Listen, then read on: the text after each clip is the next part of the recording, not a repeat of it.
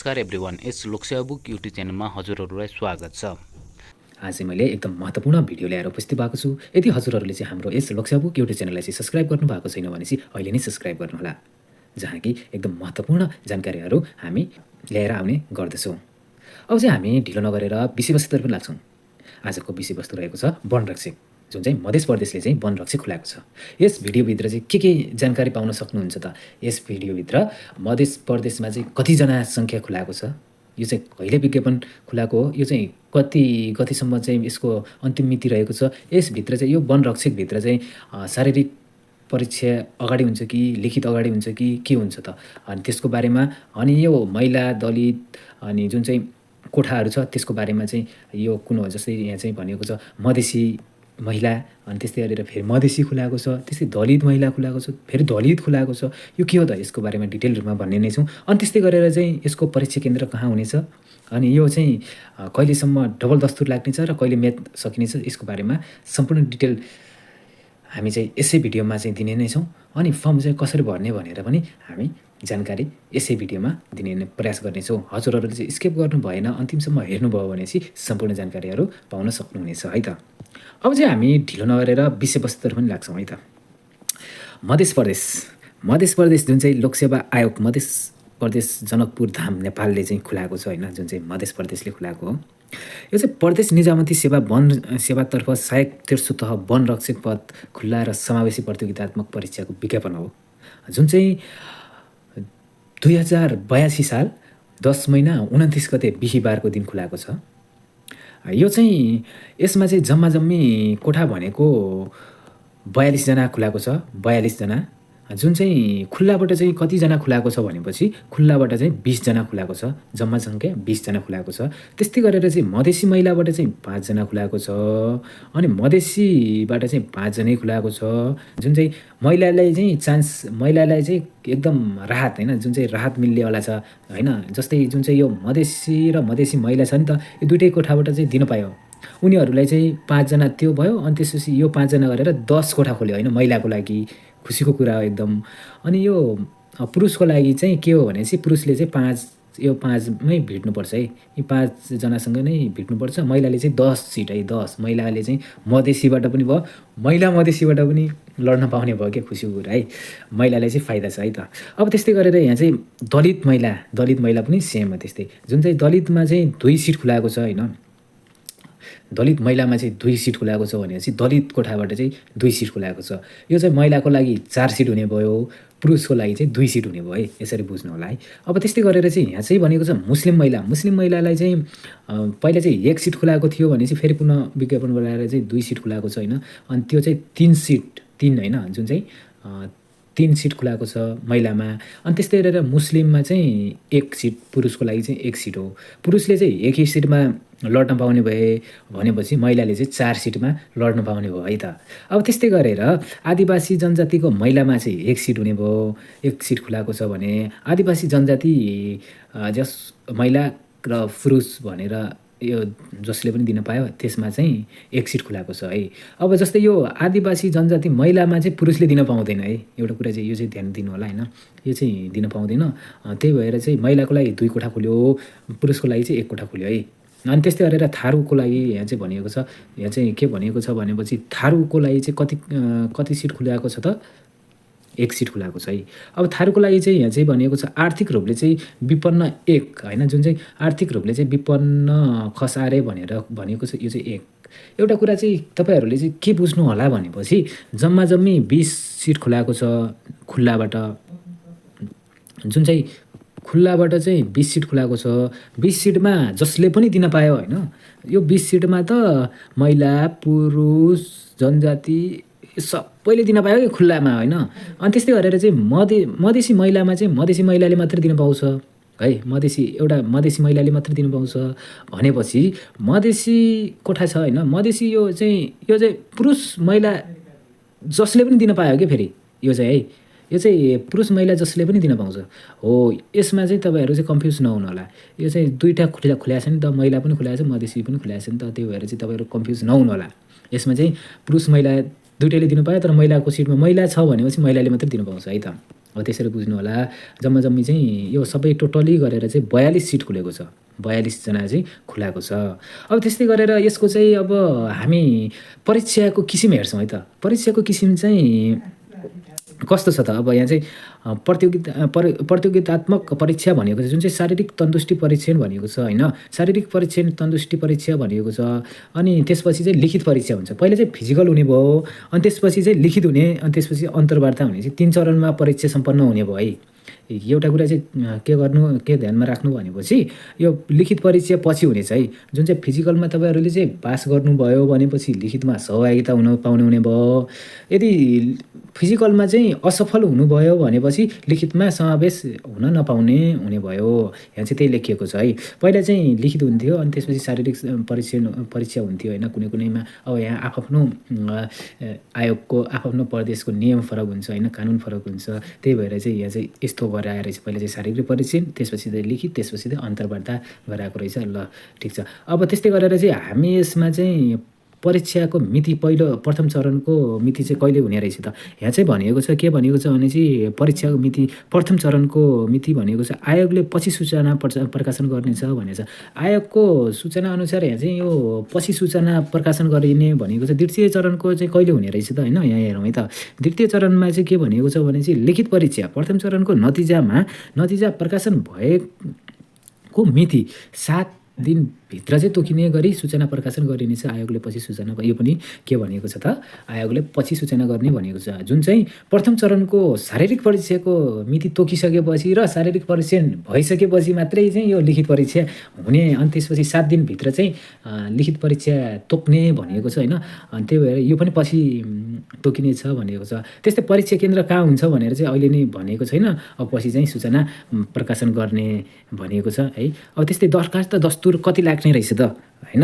अब यो सबभन्दा यो कन्फ्युज हुने चिज चाहिँ यो होइन। यसमा चाहिँ म डिटेल रूपमा भनिदिने छु, हजुरहरू चाहिँ स्किप नगर्नु होला है त, पुरा हेर्नु होला।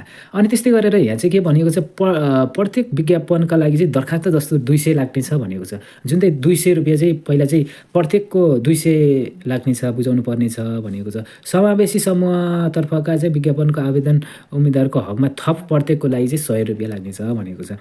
जुन चाहिँ जस्तै प्रत्येक विज्ञापनका लागि चाहिँ दरखास्त 200 भनेको चाहिँ यो चाहिँ के हो भनेपछि खुल्लाबाट तपाईँले चाहिँ फर्म भर्नुभयो भनेपछि 200 त्यो लाग्यो होइन।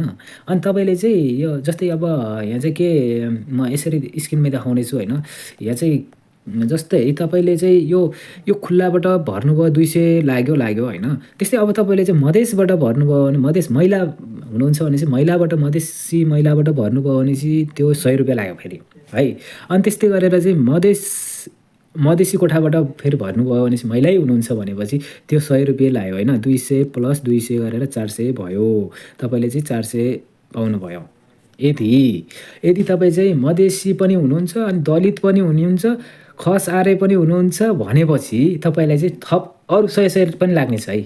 अनि कसरी लाग्नेछ त है त, म यहाँ भन्छु है त। यहाँ चाहिँ के हो भनेको छ भने चाहिँ खुल्लाबाट 200 लाग्ने भयो। त्यस्तै गरेर चाहिँ मधेसी महिलाबाट चाहिँ 200 लाग्ने भयो है, के अरे 100 लाग्ने भयो है। अनि त्यसै मधेसी कोठाबाट फेरि 100 थप हुने भयो। अनि त्यस्तै दलित मै पनि पढ्नुहुन्छ भनेपछि दलितबाट पनि 100 लाग्ने भयो है। अनि त्यस्तै गरेर चाहिँ फेरि अर्को महिला दलितबाट 100 लाग्ने भयो फर्म भर्दा, अनि फेरि दलितको कोठाबाट पनि भर्न पाउनु हुने भयो, त्योबाट पनि 100 लाग्यो। अनि त्यस्तै गरेर चाहिँ अब आर्थिक रूपले चाहिँ विपन्न हुनुहुन्छ भने पनि अनि त्यसबाट पनि फर्म भर्न पाउनु हुने भयो, त्यो पनि 100 लाग्ने भयो। अब जम्मा कति भयो त? यहाँ चाहिँ हामीले हिसाबै गर्छौँ है त। जम्मा कति भयो त? 200 यो भयो, 100 यो भयो, 300, 100 यो, 400, 100 यो, 500, 100 यो, 600, 100 यो, 700 लाग्ने भयो। जम्मा 700 लाग्ने भयो होइन। 700 लाग्छ है दस्तुर दिन। जुन चाहिँ तपाईँ सबैमा समावेश दिन चाहनुहुन्छ, फर्म भर्न चाहनुहुन्छ भनेपछि यति लाग्छ है 700। जुन चाहिँ खुल्लाबाट मधेसी महिला हुनुहुन्छ भने, अनि दलित महिला हुनुहुन्छ भने, अनि त्यसपछि थारू के अरे यो आर्थिक रूपले विपन्न हुनुहुन्छ भनेपछि है। अनि जस्तै तपाईँले खुल्लाबाट मात्रै भर्छु भनेपछि 200 मात्रै लाग्छ है। अब तपाईँले चाहिँ खुल्लाबाट नभरेर चाहिँ अरूबाट भर्छु भने तपाईँले त्यो पाउनुहुन्न नि। पहिला चाहिँ 200 त त्यो लाग्नै भयो, खुल्लाबाट भर्नै पर्ने भयो कि भर्नै पर्ने देखियो। अनि त्यसपछि चाहिँ अरू चाहिँ समावेशी कोठा, हामीले चाहिँ यसरी बुझ्नु पऱ्यो कि होइन। समावेशी कोठा भनेको जुन चाहिँ समावेशी कोठामा 100 रुपियाँ एक्स्ट्रा लाग्छ भनेर बुझ्नुपर्यो। प्रत्येक समावेशी कोठाको 100 एक्स्ट्रा लाग्छ भनेर बुझ्नुपर्ने हुन्छ है त। अब त्यस्तै अझै नै बुझ्नु भएन भने कमेन्ट गर्नु होला, म चाहिँ कमेन्टमा चाहिँ रिप्लाई दिनेछु है।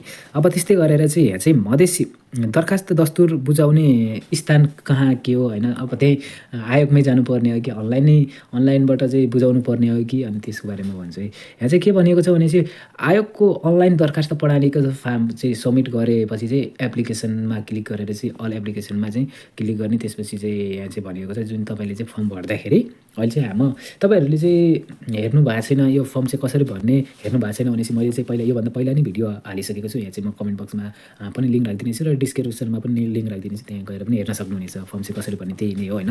अब त्यसमा चाहिँ तपाईँले चाहिँ अनलाइनबाट नै बुझाउनु पर्ने हुन्छ भनेको छ, अनलाइनबाट नै बुझाउनु पर्ने हुन्छ है त। अब त्यस्तै गरेर चाहिँ हामी अब के हेर्छौँ भने चाहिँ पदमा रहेर गर्नुपर्ने कामहरू अब यो त तपाईँहरूले चाहिँ भनिरहनु पर्दैन होइन। अब नयाँ अब पुरानोलाई चाहिँ अब योभन्दा पहिला नै दिइसकेकोलाई चाहिँ अब भन्नुपर्ने चाहिँ जरुरी छैन, त्यही पनि सुन्नु होला होइन। अनि भर्खरै अब म लोकसेवा भिड्दैछु, अब भनिदिएको भए जस्तो लाग्ने व्यक्तिलाई चाहिँ म यो जानकारी गराउँछु कि अनि पदमा रहेर गर्नुपर्ने काम विवरण चाहिँ सेवा समूह सम्बन्धी हो। यो चाहिँ तलब प्रचलित कानुन बमोजिम हुनेछ भनेको छ। यहाँ चाहिँ सेवा सम्बन्धी यो वन तथा वातावरण मन्त्रालय मध्य प्रदेशमा नै काम गर्नुपर्ने छ तपाईँले। अनि त्यसपछि चाहिँ यो आवश्यक न्यूनतम योग्यता चाहिँ तपाईँको कति हो त 8 क्लास पास है। वन सेवा जनरल फरेस्ट्री समूह वनरक्षक पद मान्यता प्राप्त शिक्षण संस्थाबाट चाहिँ 8 क्लास उत्तीर्ण गरेको चाहिन्छ है। 8 क्लास उत्तीर्ण गरेको भएपछि पुग्छ क्या तपाईँलाई, अरू धेरै चाहिँदैन। +2 ब्याचलर मास्टर चाहिँदैन कि है, एसएलसी पनि चाहिँदैन। 8 क्लास पास भएपछि तपाईँले चाहिँ दिन पाउनु हुने भयो। अब त्यस्तै गरेर अब यो चाहिँ कति वर्षको उमेरकोले दिन पाउँछ त? यो चाहिँ 18 वर्षको उमेरभन्दा माथिकोले चाहिँ दिन पाउँछ है। पुरुषको लागि चाहिँ 35 वर्षसम्म दिन पायो, महिलाको लागि चाहिँ 40 वर्षसम्म दिन पायो है। अब यसरी बुझ्नु होला। अब त्यस्तै गरेर चाहिँ हामी यहाँ चाहिँ अब शारीरिक परिचय त अगाडि हुन्छ है। यहाँ चाहिँ अगाडि भनिएको छ जुन चाहिँ अब हाइट कति लाग्ने भयो, उचाइ कति, छाती, ओजन, आँखा परीक्षण होइन। अब पुरुषको त छाती नाप्ने भयो, अनि महिलाको चाहिन्छ कि चाहिँदैन भनेर चाहिँ त्यो पनि भनौँला होइन। तपाईँहरू स्किप नगर्नु होला। स्किप गर्नुभयो भने बुझ्नै हुँदैन, स्किप गर्नुभयो भने बुझिँदैन है, पुरा हेर्नु होला। अब चाहिँ यहाँ चाहिँ शारीरिक परीक्षणका लागि देखाए मापदण्ड अनुसार पुरा भएको हुनुपर्ने छ भनेको छ होइन। जस्तै उचाइ चाहिँ जुन चाहिँ पुरुषको लागि चाहिँ 5 फिट 2 इन्च है, 5 फिट 2 इन्च चाहिन्छ। अनि महिलाको लागि चाहिँ 5 फिट भए पुग्यो होइन। पुरुषको लागि चाहिँ 2 इन्च बढी चाहियो है। यो कुरा चाहिँ याद गर्नु। तपाईँ चाहिँ 5 फिट 2 इन्च पुगेको छैन है, पुरुषको लागि पुगेको छैन है भनेर चाहिँ लुखुर जानुभयो भनेपछि तपाईँ त्यहाँ सिलेक्ट हुनुहुन्न है, त्यो कुरा चाहिँ याद राख्नु होला।